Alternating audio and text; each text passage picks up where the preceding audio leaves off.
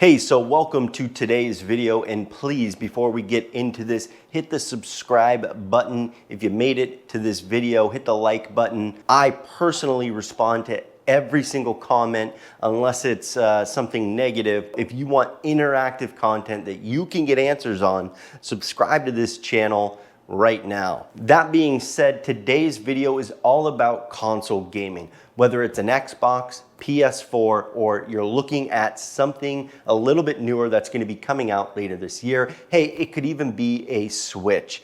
That being said, I have two products with me. Well, technically three. This 4K TV here, and then I have my HP 25X monitor, and I want to go over which one is the best option for your gaming experience.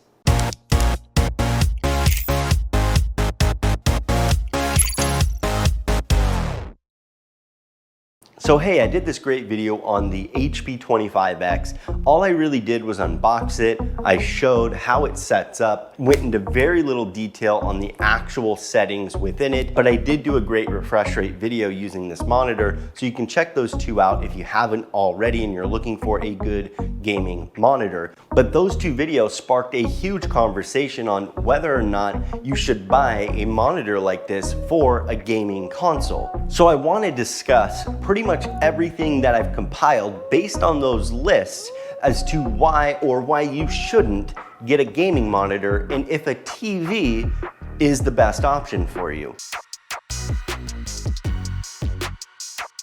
Your resolution isn't going to play a huge effect into what you buy unless you watch a lot of content that's 4K. And we're talking if you have a newer Xbox One X or PS4 Pro. So does that mean you should buy a monitor that's 4K? If you do watch a lot of 4K content, then investing in something that is 4K could be beneficial. And there's a lot that new TVs offer for gaming that they didn't previously, and we'll get into those. If you have one of the newer gen consoles that's currently out, then you should probably be looking at some sort of a 4K solution. Otherwise, it's a waste of your money to have this 4K console, in my opinion.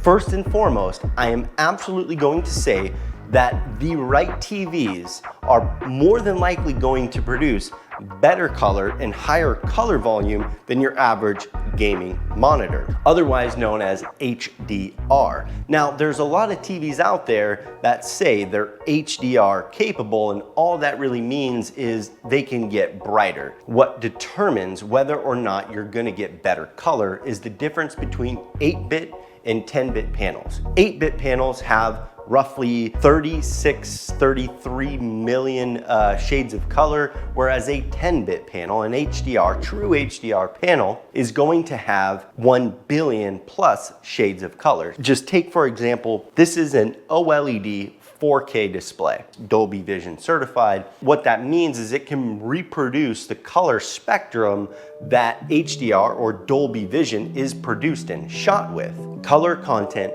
really depends on the panel itself and whether or not it is an 8-bit or 10-bit. Yes, there's other factors, but I'm gonna leave it at that because it can produce more with a higher bit panel.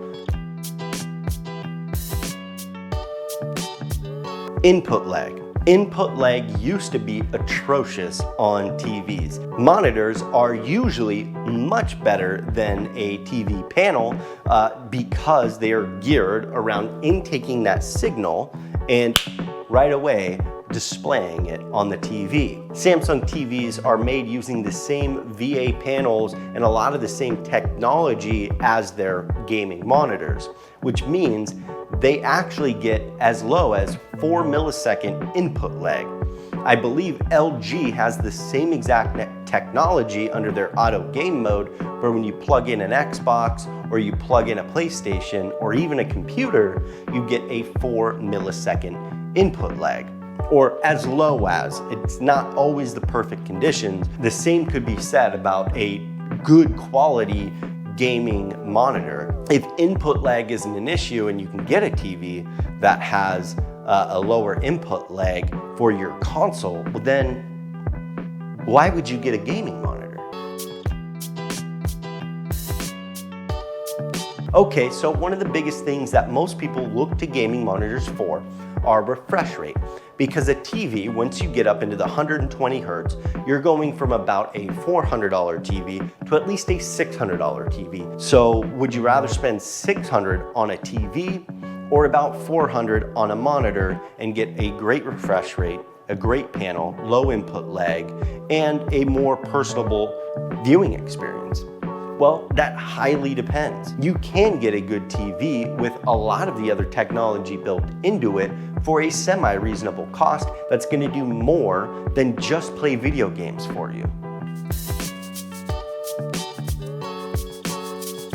Do TVs support variable refresh rate? Does your console support it? As well as, does the gaming monitor you have work well with the console that you want to buy? There's a lot in there, and we've discussed this in the video comments. To simplify it, let me just say that yes, absolutely, variable refresh rate and FreeSync does work given the right environment of settings happening within the console you're using and the monitor you have displayed. At least for Xbox One X, which seems to be the only one that can support 120 hertz right now, on some first-person shooter games that are certified by Microsoft to have a faster refresh rate, they will automatically set to your monitor the refresh rate that the game has calculated is the best for your console. So everything being said has brought me here to the end of the video where I would like to discuss a few of the questions being asked to me. Should I buy a gaming monitor for my PS4 or my Xbox One X, One S? And my answer is probably a little bit different than most people out there, but it's based on future-proofing your purchases. And let me explain. You should absolutely buy a gaming monitor or a 120 hertz native TV. Why should you do that? Well, because 6 months, 8 months from now, Microsoft and Sony are going to be releasing their new consoles, and they're almost guaranteed at this point to be working with 120 hertz and potentially up to 8K resolution. And what you don't want to do is spend $300, $250 on a gaming monitor or a TV right now, and in 8 months have to turn around and buy another one. The other question I want to answer is, should I use a TV or should I use a monitor for my console gaming? Well, it really kind of depends, because if you're more of a, hey, I play by myself and I want the best possible enclosed scenario that I can get, well, I'm probably going to tell you to get a monitor. But if you enjoy playing with other people and you also stream content using your console, I'm probably going to tell you to get a TV.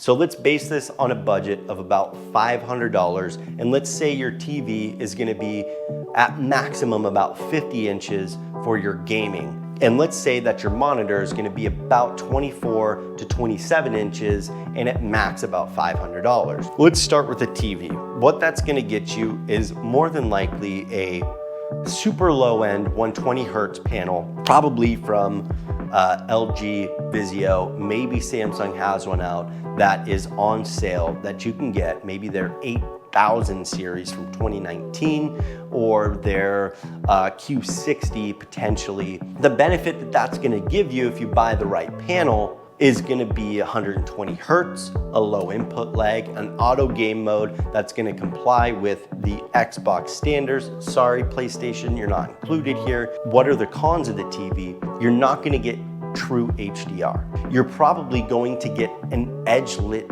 not a backlit TV, which means you're gonna get a lot of color distortion because the edge lighting can't definitively give you a high enough contrast ratio to determine between shadow detail and light detail.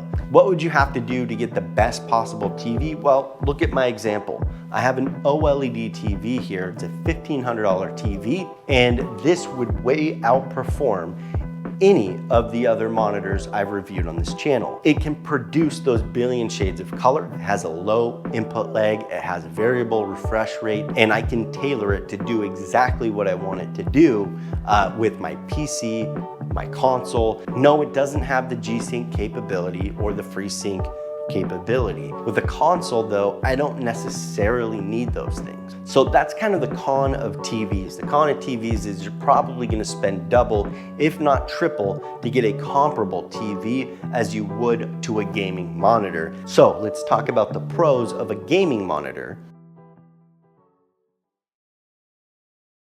A gaming monitor is going to give you everything you want to enhance your gaming pretty much out of the box, depending on what you buy.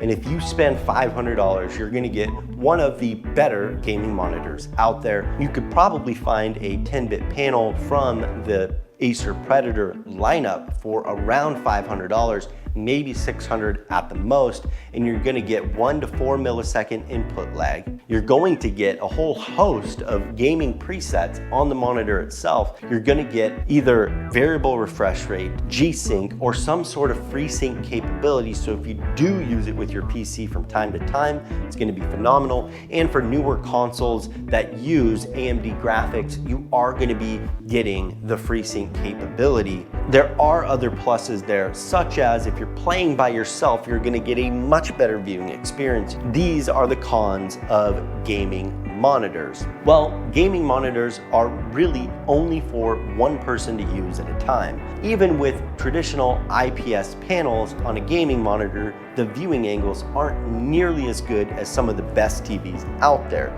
My viewing angles on this OLED destroy what IPS can produce. That being said, most gaming monitors at the $500 range are only going to be about 24 to 27 inches.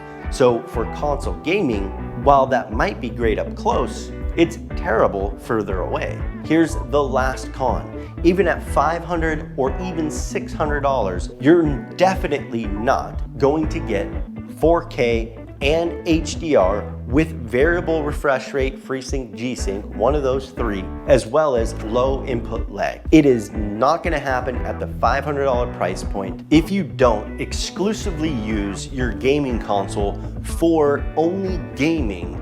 Then I would absolutely recommend going and finding and buying a much better TV, something like this OLED that's gonna produce true HDR, give you a 4K resolution, a higher refresh rate. It's gonna look way better than a gaming monitor, and it's gonna future-proof you much longer than something like this HP 25X. Which brings me to the last point. Would I recommend that you buy a TV for console gaming if you're a serious gamer? My answer is pretty simple. I absolutely would. Now, I know I said I would also tell you to get a gaming monitor. I would highly recommend a TV because it's going to give you, like I said in the last clip, everything that you need for gaming, and it's going to give you great future proofing. So I definitely recommend something at the 55-inch or above for your gaming experience. But definitely get something that's 120 hertz and a 10-bit panel, because that's going to be way better than what you can get in a monitor for this type of application. I hope I answered as many questions as I possibly can, but I really wanted to start this video and post it for you guys so we can have a comment thread going on what your experience is. Do you have a TV that you use that you really enjoy, that you think other people would benefit from? And is there a reason you use that over a gaming monitor? If you have a gaming monitor that you really love and enjoy, that's not astronomically expensive, that other people can buy and get use out of with their gaming console, put it in the comments below. Or maybe it doesn't have those things, but you've had a great experience so far. Put it in the comments below. Let's talk about it. Let's see what other people are doing, and maybe we can come up with a list of recommended TVs and recommended gaming monitors for consoles, because we know that the PS5 and the Xbox Series X are gonna be capable of 120 hertz and much, much more. So let's get ahead of this, you guys. Well, as always, if you made it this far in this video, please like and subscribe. That's all I really need to say. You guys have been so gracious to watch these videos and share them with your friends, so I appreciate that very, very much. And until the next video, you guys, I will catch you later.